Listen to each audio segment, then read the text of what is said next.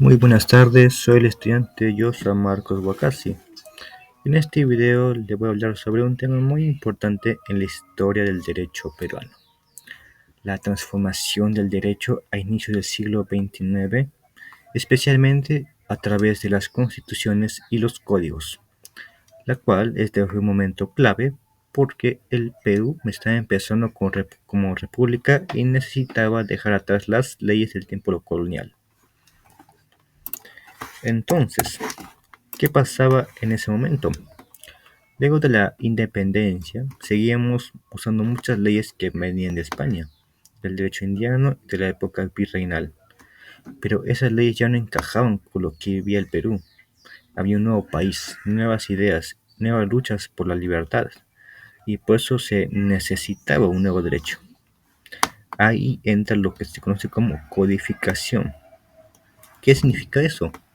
Básicamente se trata de ordenar todas las leyes en un solo código, de forma clara, lógica y moderna. Ya no se trataba de solo juntar normas antiguas, como se hacía en la colonia.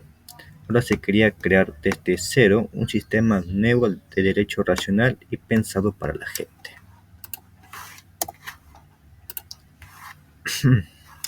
El primer gran ejemplo en el Perú fue el Código Civil de 1852. Este fue uno de los primeros códigos originales de América Latina, porque los anteriores, como el boliviano o el haitiano, eran copias del famoso Código Civil de Napoleón. El nuestro sí tuvo un trabajo propio. Se redactó bajo el gobierno de Echenique, con una comisión dirigida por Andrés Martínez. Tenía más de 2.300 artículos, divididos en 3 libros: uno sobre las personas, otro sobre las cosas y otro sobre las obligaciones y contratos. Eso sí, este código también mostraba que todavía había ideas conservadoras.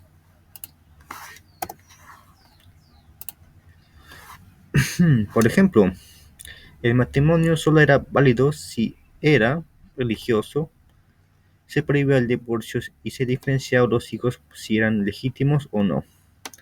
Aun así, fue un paso muy importante porque mostraba que el Perú estaba buscando tener su propio sistema legal, y así más organizado y pensado desde la razón. Ahora, otra gran parte de esta transformación fue el constitucionalismo, es decir, la creación de constituciones que definían cómo debe funcionar el país. Así, en el siglo XXIX tuvimos varias, y cada una reflejaba las tensiones entre dos grupos. Por un lado, los liberales, que querían más libertad y participación del pueblo, y por otro lado, los conservadores, que preferían un gobierno fuerte y centralizado. Por ejemplo, la Constitución de 1823 era muy liberal, ponía el Congreso por encima del presidente, pero en 1826 Bolívar impuso una constitución autoritaria, donde el presidente era vitalicio, y en 1828 tuvimos una nueva constitución más equilibrada, que muchos consideran la madre de nuestras constituciones. Luego vinieron otras como la de 1834, 1839, de 1856, 1860 y 1867. Pero la más importante fue la de 1860, porque duró 60 años. Fue bastante estable y trató de combinar lo mejor del liberalismo y del conservadurismo. Se le llamó Carta Transaccional, porque lograba ese equilibrio. Tenía dos cámaras, diputados y senadores, y establecía un presidente elegido por voto popular por 4 años. Todo esto no fue un cambio técnico, también fue un cambio cultural y filosófico. En esa época se pasó de ver el derecho como algo basado en religión y la tradición a verlo como algo racional, que se podía construir con la mente y con la lógica. Esto viene de ideas con el iusnaturalismo moderno, que decía que la ley se podía deducir con la razón, sin necesidad de mirar la experiencia o las costumbres. Y así más adelante, con el positivismo jurídico, se decía que el único que valía como derecho es lo que decía el Estado, o sea, la ley escrita era lo único válido.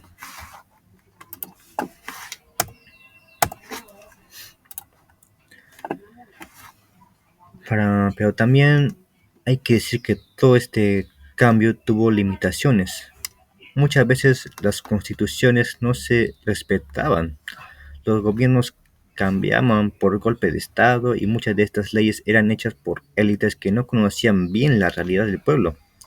Aún así, esas reformas marcaron un antes y un después, ya que fueron el inicio de un sistema legal moderno que hasta hoy seguimos desarrollando.